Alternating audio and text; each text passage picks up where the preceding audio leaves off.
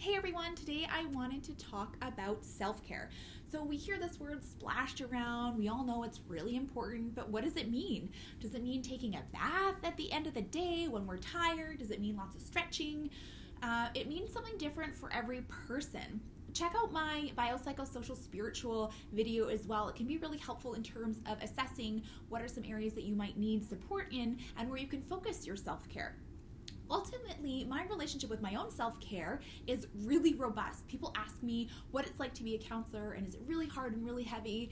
And I often respond with, I have really good self-care and I have to. If I don't take care of myself, if I'm not mindful of how I'm feeling when I wake up or where my energy level is, I'm not able to offer any support of any good to anybody else. And so I do have a really robust self-care plan.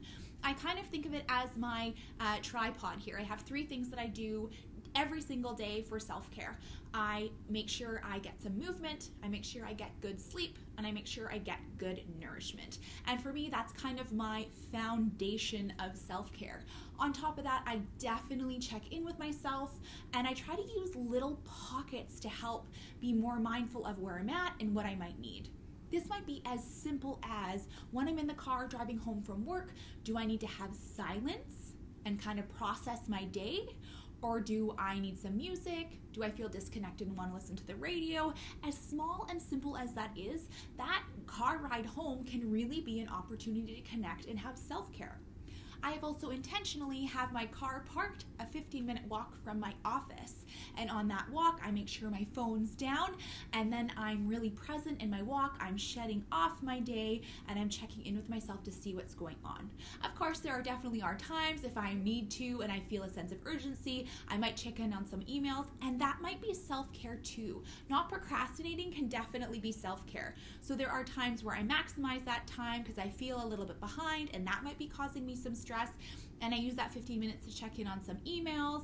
I might also feel like I need some connection that day perhaps, and so I might call a friend and have a bit of a chat for that 15 minutes and feel a little bit bolstered.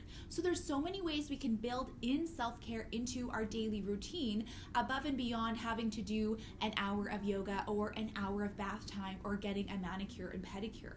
Those things are lovely, but I feel like they're the icing on top. And unless we have a robust cake of self-care, we might start to dwindle. Another really important part about self-care is making sure we are checking in with ourselves. There are some days where I need to have a chocolate quinoa cake, and there are some days where I need to have a green smoothie. But if I weren't to check in with myself, how would I actually know what I need?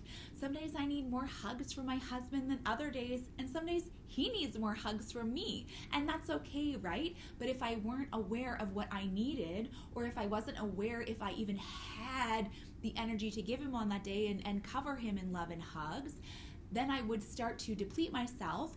And that's where we can run into issues like burnout. We can struggle with low energy or lethargy. We can get kind of crusty and grumpy, or we can be more irritable. And those can all be indications that our self-care might be a little bit low. We might be under too much stress in our day-to-day life, and we might need to make a change. So when those things happen for me, I use this as an opportunity to check in and see what I need to do more of and what I need to do less of.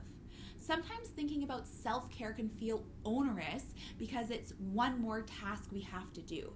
But when we use little pockets of time in our day, have a 1 minute longer shower in the morning and really enjoy that water dripping down all over your body and giving you a fresh start for the day. Or park your car a little bit further away from that shop you have to go to, and on that walk, make sure you do whatever you need to for you. We can build in small pockets of time, and when we do these little things often, we're able to be a little bit more bolstered. So those are my tips for my self-care. Definitely being mindful of my foundation, my nutrition, my sleep, and my movement. Those are important as my daily foundation. And then on top of that, I check in with myself quite a bit to see what I need on any given day. But please remember, self-care is selfish, but in a really beautiful way. Because if we don't take care of ourselves, we are no good to ourselves. We are no good to our loved ones. We're no good to our community. And so in a way, as much as it's selfish, it's also really important because we need to also be self-full to be able to have enough to give to anybody else, and to be a positive influence in our world, which we need right now.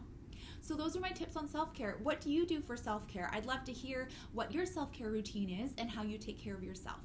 Okay, everyone, that's all for today. Take care. Bye.